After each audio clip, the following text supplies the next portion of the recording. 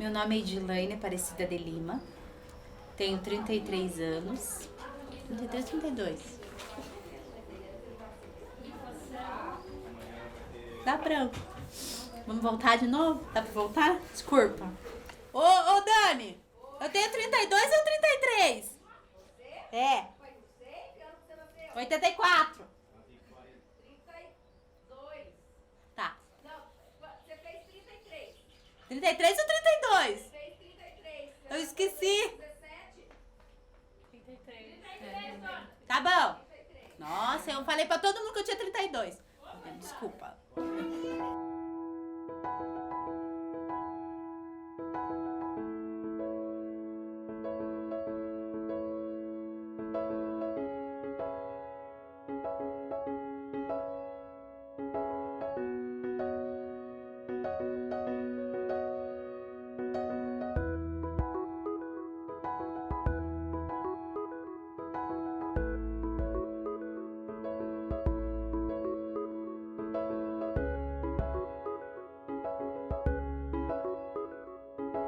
Meu nome é Edilaine Aparecida de Lima, tenho 33 anos, sou moradora da Caximba há 7 anos já.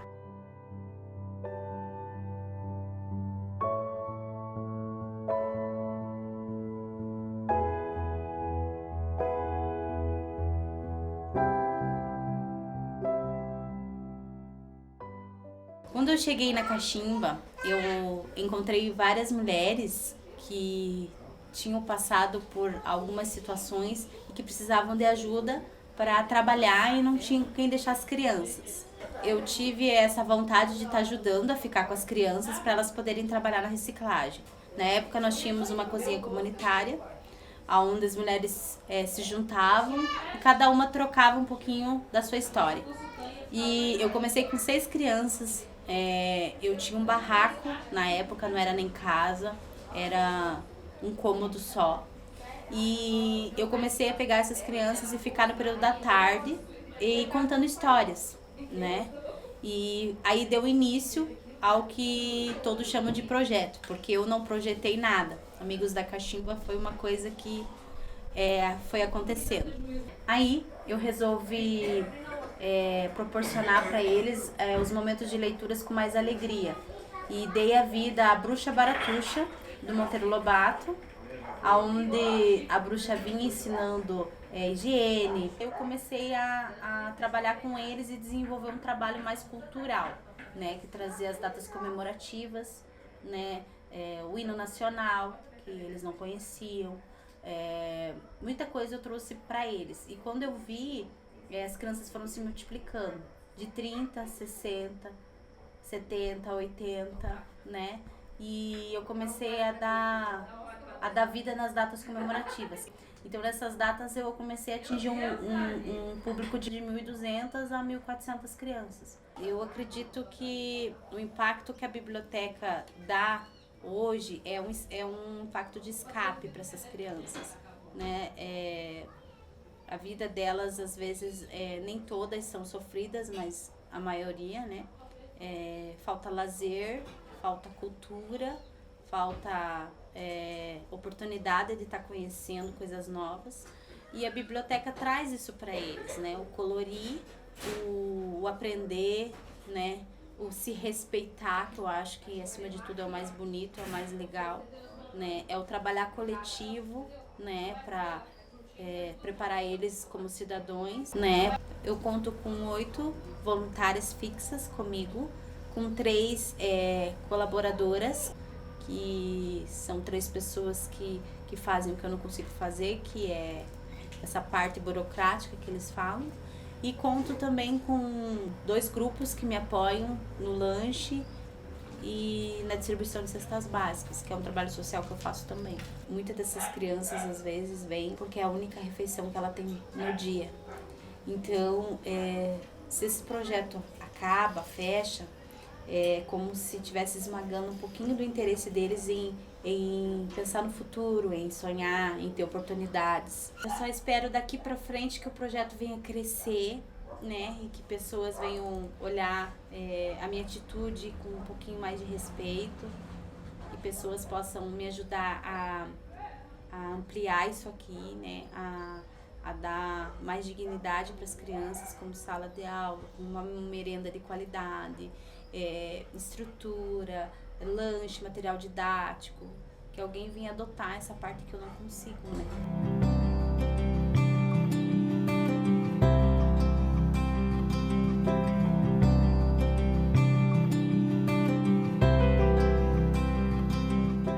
Eu comia de tudo, eu ia em todos os lugares que eu queria, né? Eu tinha uma casinha de boneca só minha, eu tinha uma estrutura, uma big de uma casa, um quarto, eu comia do bom e do melhor. Eu tive oportunidades muito grandes de ter terminado o colégio, enfim. E eu conheci um rapaz e acabei me apaixonando por ele. A minha família era contra esse rapaz porque ele era de classe baixa, né? E eu acabei tendo um relacionamento com ele e acabei engravidando.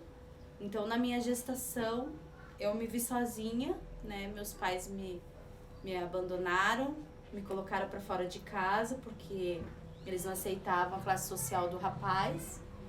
E eu tive que conhecer a vida dele, né? Como ela era. Aí eu aprendi a passar fome. Eu conheci o que era a necessidade. E passei muita fome. O Lucas nasceu, eu engravidei do Luiz na dieta. E foi mais difícil ainda, porque se eu já sofria com um filho, piorou com o outro. O pai deles, na época, era muito violento, né? Então eu não tinha acesso a nenhum trabalho, eu não tinha acesso mais aos estudos. Ele era muito ciumento, ele era muito violento, então isso me limitava a ter oportunidades. Então eu não poderia sair de casa e também não tinha chance de ser de poder sustentar minha própria família. Ele não me sustentava porque ele era um usuário, tudo que tinha dentro de casa ele levava para fumar droga. E isso eu e as crianças acabava padecendo. Aí eu engravidei da minha filha, da Jéssica, né? Depois que o Luiz nasceu, um ano depois eu engravidei da Jéssica. Tudo para ajudar. Quando ela nasceu, ela estava com 6 dias de vida. Eles mataram, o povo lá do morro matou ele, né? Acho que por causa do envolvimento de drogas. Eu acabei ficando viúva, né? Ficando viúva, mais dificuldades me apareceram, porque eu já estava com 3 crianças nos braços, sem uma casa própria, sem como se manter, né, nessa situação. E eu encontrei em cada lugar que eu batia a rejeição, o preconceito por ser mulher solteira e não ter um lugar onde deixar os meus filhos. E eu tomei a atitude de começar a catar papel naquela época. Então eu catei papel 2 anos, né? E fui visitar várias e várias cooperativas, mulheres que sustentavam a casa sozinha, né? Guerreiras que eu encontrei e que tinham um pouquinho de mim do que eu estava vivendo naquela situação. Passando esse doloroso trecho de 2 anos aí sozinha, eu conheci uma pessoa e quando eu conheci essa pessoa, eu achei que era a pessoa certa, né?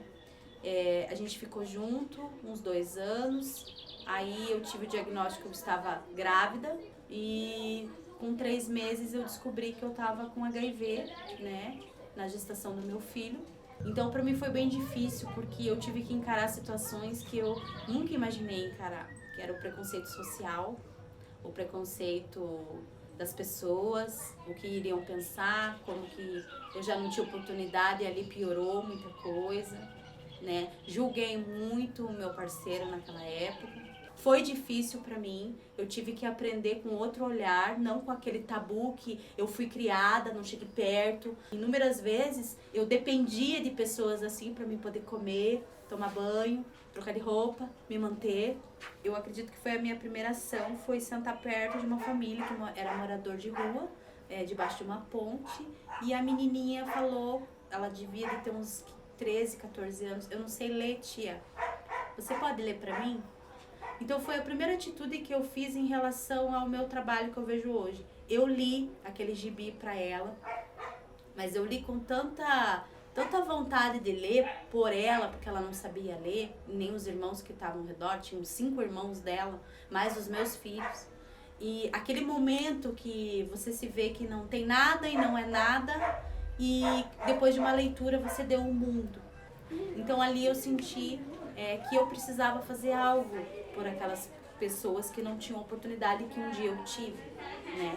Então tudo mudou depois daquela noite. Quando eu vim para Caximba, eu vi muitas Edilaines por aí.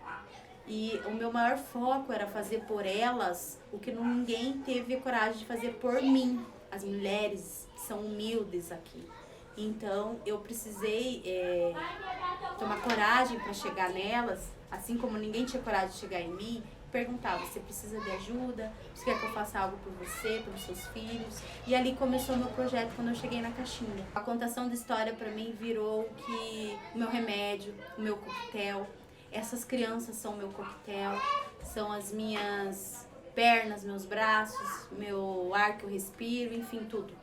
E tudo que eu aprendi lá, a experiência que eu tive em teatro, em museu, em experiência em tudo o que eu tive. Aqui é igualdade completa, você tem que respeitar seu companheiro, seu amigo, o que está do teu lado, seja branco, seja preto. O respeito em si, o respeito em ser humano, né? Aqui eu ensino na biblioteca. Hoje eu sei o que é se humilhar por um prato de comida. Hoje eu sei que é difícil pegar um carrinho de papel e trabalhar, porque a diferença social é muito grande, o olhar preconceituoso das pessoas é muito grande. A falta de oportunidade de estudo, eu sei. A falta de creche, eu sei. Então o que eu quis trazer para a comunidade do Caximba quando eu cheguei era isso, era igualdade. Esse trabalho social é mais nada que é igualdade, né? A relação com os meus filhos, não vivemos um sem o outro, eu acredito. Acho que eles respeitam muito o meu trabalho, né? E estão junto comigo e acreditam que o que eu estou fazendo realmente é futuro, né? É um respeito muito grande que eu tenho deles por mim e eu por eles, né? Já passaram por muita coisa. Minha família hoje, por causa do meu trabalho, também acabou aproximando, bastante gente acabou se aproximando de mim por causa desse trabalho. Eu não desisti porque eu vi pessoas ao meu redor precisando daquilo que eu só tinha para dar, né? Que era o que eu nasci para, fui preparada para fazer, né? Que era ser liderança, ensinar. Então eu não desisti, porque se eu desistisse, várias pessoas que estavam passando por uma situação parecida que a minha iriam desistir também.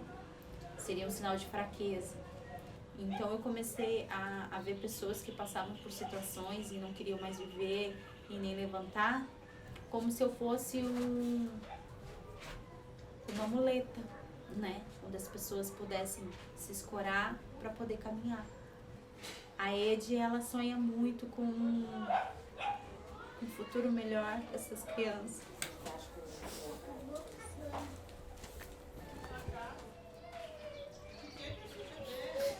Situações que os filhos da Ed passou, ela não quer que essas crianças passem. Meninas que hoje nascem, ela não quer que fiquem longe da mãe por falta de leite, fralda ou estrutura. Filhos que eu via dentro do carrinho de papel, eu não quero mais que fiquem dentro de um carrinho de papel. É isso que a Ed espera, que essas crianças não venham mais sofrer, não venham mais ficar sem as mães, e que possam crescer e ser realmente ferramentas dentro da sua própria casa. Ferramentas de comunicação, de bênçãos, sabe? Pessoas que possam fazer uma faculdade de orgulho para a família. Acho que eu peço que todos nós venham, sempre que tiver uma oportunidade, de se colocar no lugar daquela outra pessoa. Menos violência, menos preconceito, menos indiferença social, mais tolerância, mais